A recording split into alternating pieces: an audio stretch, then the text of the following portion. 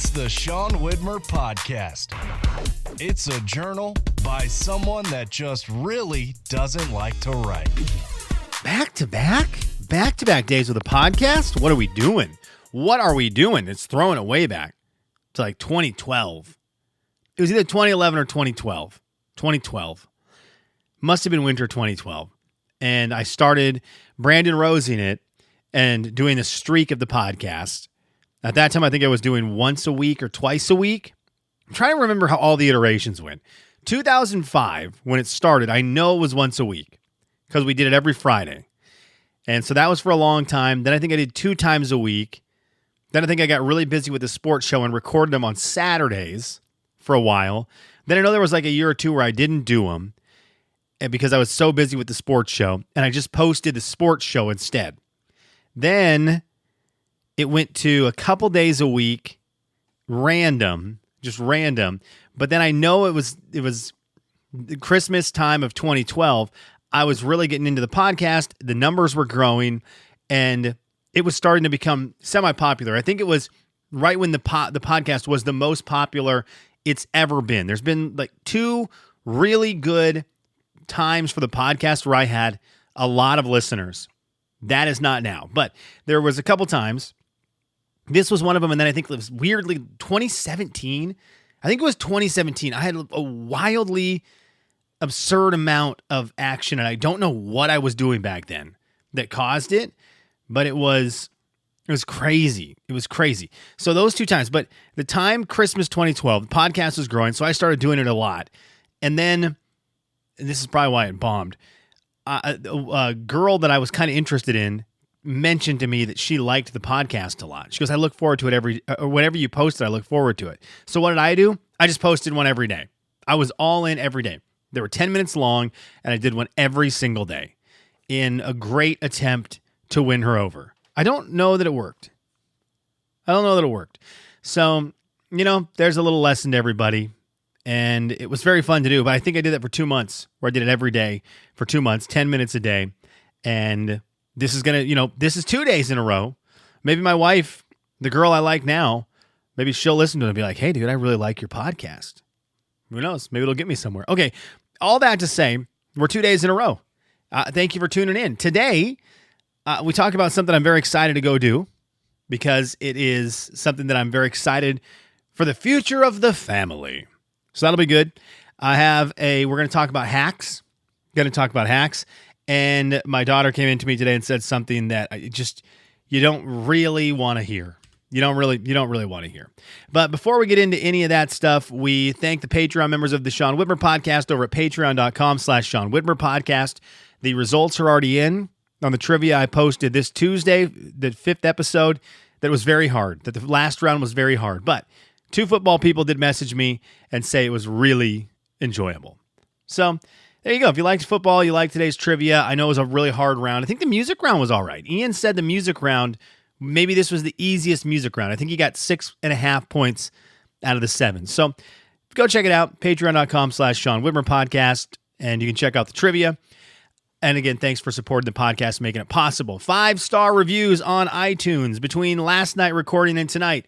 Believe it or not, no 5-star reviews. So that means we get to do a shout out. Shout outs are kind of turning into Kelly's What Are You Into? But I think I need to make the shout outs for people.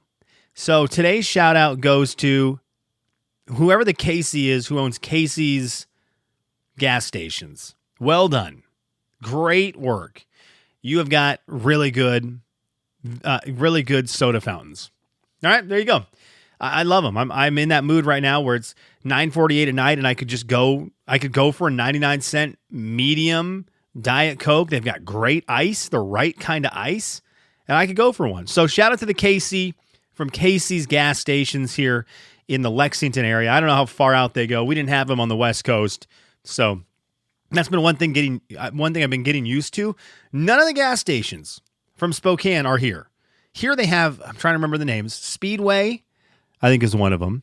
Marathon, I think is one of them. Casey's is one of them. And I think those are the 3 I noticed. We've got no Zip Trips out here. We've got I guess those turned into, they weren't Zip Trips anymore. What did they turn into again? Something weird. And I'm trying to remember what the other ones were. I can't even remember. That's how long it's been. It's been a whole year. Almost 1 year for me here in Lexington, Kentucky. My daughter came up to me today and dropped a line that you don't love to hear as a parent. I walked into the house after a day of work, and it's been very fun because my kids get excited when I get home. So I get that thing where they run up to me and they want to give me the hug. And my daughter ran up to me and goes, "You know what happens when you cut your hair?" And I thought, that's a loaded question. I go, "What do you mean?" She goes, "What would happen if you had scissors and you cut your hair? What would happen?" And I just looked at her and I thought, where is it? Where is the chunk? And I'm like, "Did you cut your hair?" She looks at me, shock and horror. And like, how did I solve this riddle? Sherlock Holmes just came home from a busy day, smoking on his pipe, solving Lexington's toughest crimes, and he got her trapped in her masterpiece, and she ran off. So I'm like, oh gosh. All right. So I'm walking around. I go downstairs with Huck. We're going to go play Hot Wheels tracks because that's all he wants to do. He wants to show me the new track that he and the babysitter made today. And right there, lo and behold, on the ground, just a monster chunk of my daughter's hair. Just a monster. And then 3 steps away, another one. It was like DJ Khaled down there. And so I'm looking around going, what is going on? Well, I found it. She had taken her little school scissors, which I didn't think were sharp enough to do that kind of stuff, by the way. School scissor companies, I kind of thought they were supposed to be safety deals where instead of really cutting the paper, they just kind of ripped it. The pressure ripped it. But no, these were like real scissors. And she had cut 2 huge chunks of her hair out. And they're right in the front of her head. So I don't think they're really noticeable. But she was not scared enough by it. Let's just put it that way. I was kind of hoping that my daughter would cut 2 big chunks out of her hair, and then I would look at her and go, "Oh my gosh, what happened?" And it would scare her out of doing it. But instead, she goes, "It didn't hurt." So my daughter will be bald tomorrow. That will be a thing. Or at school. And now I'm terrified she's going to cut other kids' hair. We had to have the long conversation of scissors don't belong in your hair. But then my wife was like, "Look, but it didn't hurt, so we can go get your hair cut at some point, and you don't have to be scared about it." And she was like, "It didn't hurt." So everyone's hair, I mean, I don't have to worry about it. I've got none. But everyone else, Huck, Anna, Woods, you're all on watch. Olivia knows how to use the scissors with hair, and so now we're in it. What happens when you cut your hair? Yeah, well, not what I wanted to walk into. Now, this weekend is something I do want to walk into with my kids. I'm very excited about this. My wife had asked me last week if this is something I wanted to do, and I think it's like a double-edged sword for her in positive. One, she knows that my kids will be interested in it, and she knows it is one of my favorite things to do. And also, my wife is going to get herself a little bit of a break, which she is well deserving of. She goes, "Do you want to take the kids camping?" I've been waiting for that question forever.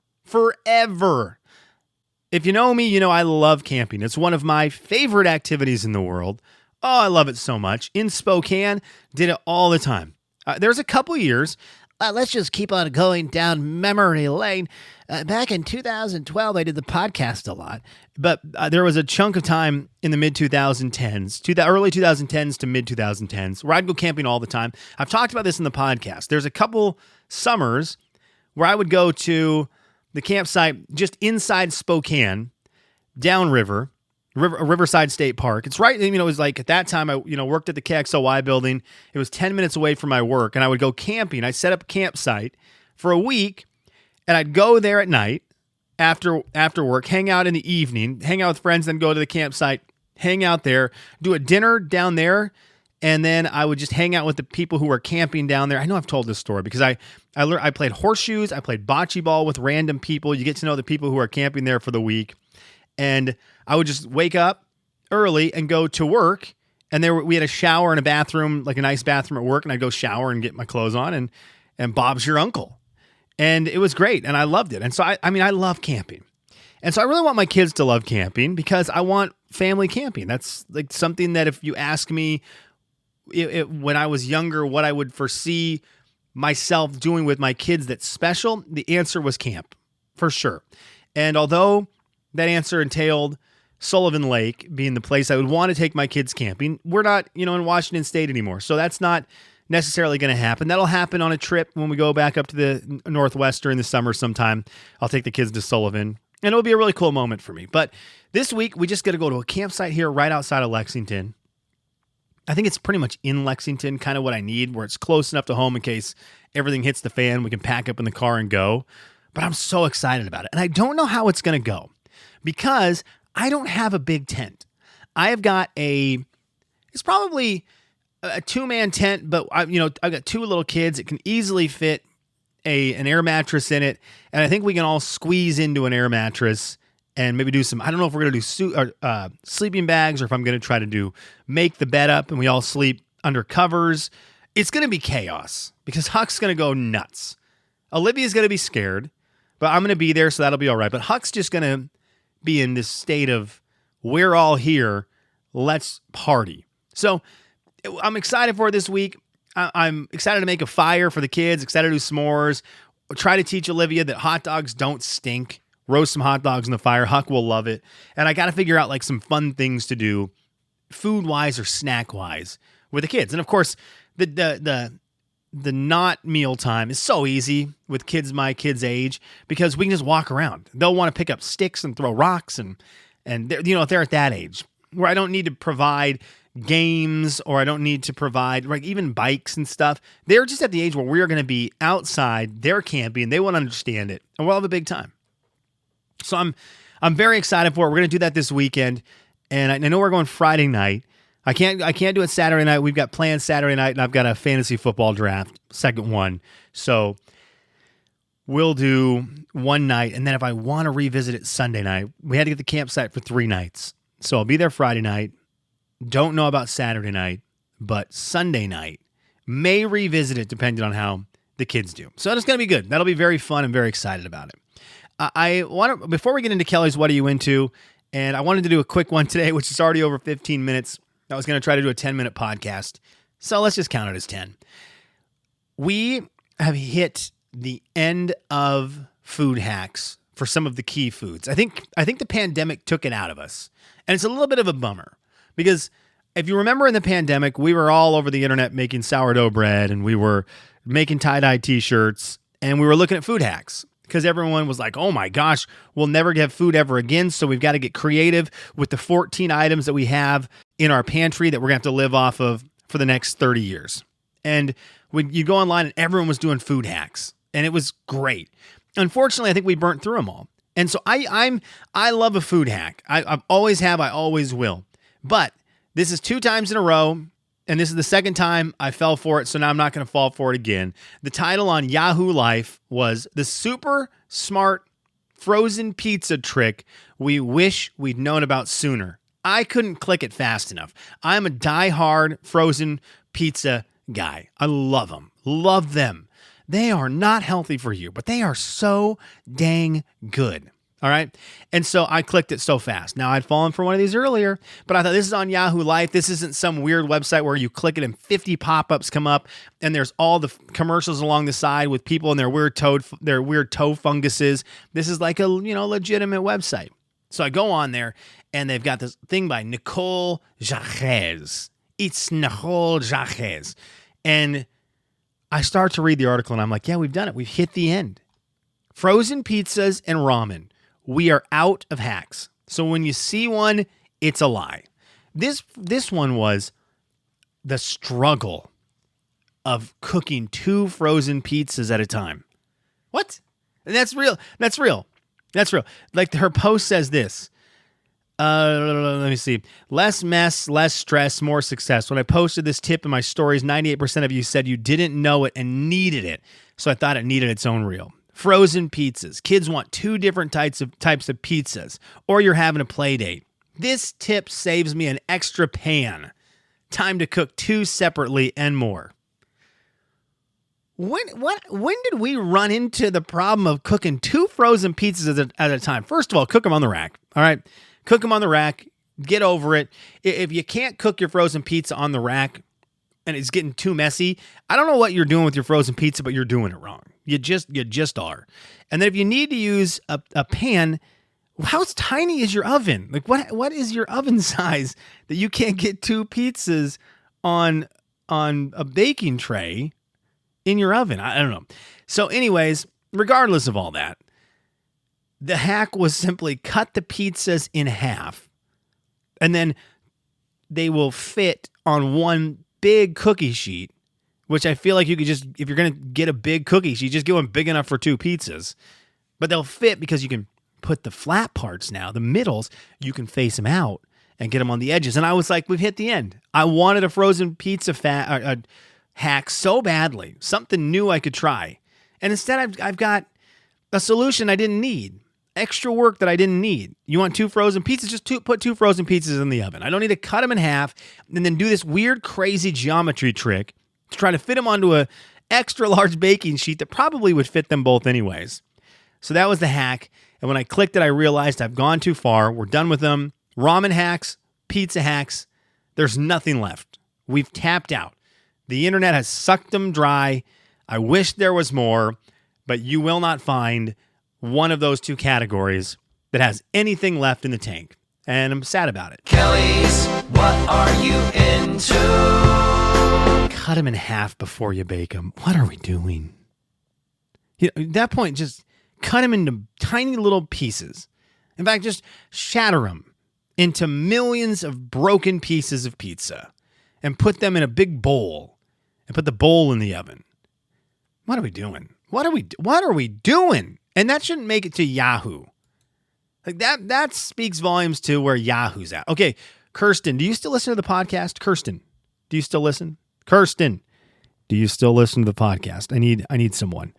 So Star Wars Outlaws came out. I'm not getting Star Wars Outlaws. My brother is, and he'll give me the heads up on how it is. I love Star Wars. I love Star Wars video games. At some point, I would love to talk about the games that I love in the Star Wars franchise. Knights of the Old Republic, loved it. I love Jedi Power Battles, which I looked it up this week. It's got like a 3 out of 10 from IGN. Terrible reviews. I loved Star Wars Jedi Power Battles on PlayStation. I thought it was awesome.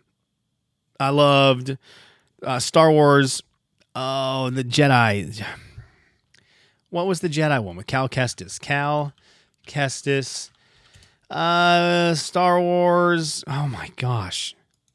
Hang on. Force Unleashed, Star Wars. What is it called? What? Why can't I just see it here? Where is it?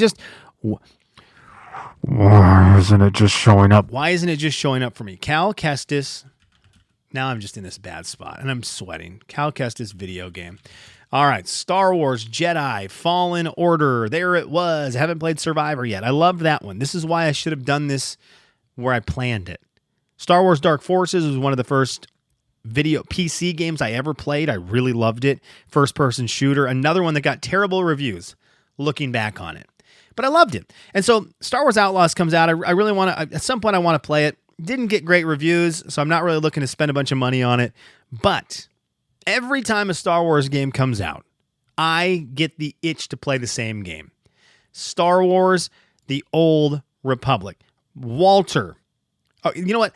Lindsay, if you're listening still, or if you still listen, I don't know who listens anymore. Does anyone roll call, who listens? Yvonne, thank you for listening. Ian, thank you for listening. Roberta, thanks for listening. Ron, thanks for listening sometimes. Who listens still? Raise your hand. Honk, do the thing I used to love to do on the radio that made Jay mad. If you're listening, honk your horn. I always did that on the radio because I thought, how fun would it be if you're on the freeway, it's like backed up, or you're at a red light somewhere and you honk your horn and someone else honks their horn and it's like, we're both listening. But then there was the problem with like, you can't really honk your horn because the person in front of you might, pull out a machine gun and blow out your tires. It happens a lot. You'd be surprised. Lindsay, if you're listening, remind your wonderful man, Walter, Star Wars, The Old Republic, the game I want to play, is not Star Wars Galaxies, which is the game that Jan Michael Gamble took Walter and I to show us at his house when we went to pro tennis player Jan Michael Gamble's house, and he took us up to his bedroom to show us Star Wars Galaxies on his computer. And I remember being like, this is the life. This is the life. You've got a tennis court outside. You've got a huge garage with expensive cars. He had like Porsches in there that were super nice. I mean, he was a pro tennis player. He had money. He had the great setup of 2 Xboxes with Halo land together on opposite walls so we could do a LAN party in his big garage. And he took us up to his bedroom to show us Star Wars Galaxies. Walter, I think, sat there on Jan Michael's lap and played Star Wars Galaxies since, it's weird to it's kind of tough to share a PC game with others. That's one great thing about console video games is that you can all sit on a couch and have a controller in your hand and play. When it's a PC game, you have pretty much one chair. So if you want to show your friends, it's everyone on everyone's lap. It's very awkward. Star Wars Galaxies. But, okay, Lindsay, you can stop listening again. Just tell Walter I'm thinking of him. Star Wars, The Old Republic is an online game that's free. You can pay to unlock a lot of stuff, but I'm dying to get back into it. Kirsten, would you do that? Would you play with me? Kirsten, would you play video games with me, please? All right, I got to go. Let's read some comments. Let's get out of here. Ian said this over at seanslife.com where you can comment with your questions, comments, concerns, reactions, questions for future episodes. Whatever. What do you take kids for food camping? Ian said this. I have a desk despite being a forklift driver, so they're not there all the time, but here's what I have. All right, let's see what he's got at his desk. I've added a tech deck to my desk. Big addition. A full set of lightsaber chopsticks, since full-size ones are a no-go. Love it. Love it. Some shout out to Star Wars. Look at that. Star Wars continues on the pod. Ian Jedi mind tricked my head into talking Star Wars. 3 Lego minifigs my kids made at Legoland this past vacation. It's very cool. 1 McDonald's kids meal toy that reminds me of Erica. Love that. Hopefully it's nice. Not like Ursula. On my forklift, 2 Exogear Bluetooth speakers. That's sick. Portable fan, heater, since I'm outside in the elements all the time. All right, that's a good desk, good forklift, my friend. It's a good desk. Shout out to the wife and the kids on the desk. I like it. I like it a lot. Over on Spotify, Yvonne said this. I did photo books for my boys when they were little. Told You Up was a great movie. Trips are great, but the little boring stuff is great too. Doing crosswords with my dad and watching games with my dad, things I miss and remember. Yvonne, thank you. Yeah, I thought about it today. Like I was like, the boring stuff is what you remember. I think you remember that in relationships. Not saying I've been in relationships before, but when you look back and you know, like, oh, the relationship was bad. I think if you've been in a relationship that goes south, you've probably had that moment afterwards where you're like, I can't believe it's over. That was the greatest thing ever. When really it was terrible and you needed to be done with it. But then your brain is like, no, it was so great. And I feel like the things that you remember are the boring things. It's like, well, but we sat around and did this. And it's like, oh yeah, I mean, yeah. But you don't remember the bad things. But when you are looking back at stuff and reminiscing, you remember the quote boring stuff. I think about that with my grandpa who passed away, my Gram who passed away. Like when I think of Gram, I think of we would sit around at her house at the table in the kitchen and just play cards. And it was the best. And it was the best. And it was just playing cards. And we did it all the time when we were there. And that's what I miss. That's what I remember about Gram. Okay, thank you for the comments. Thank you for listening to this 10-minute episode of the Sean Widmer Podcast.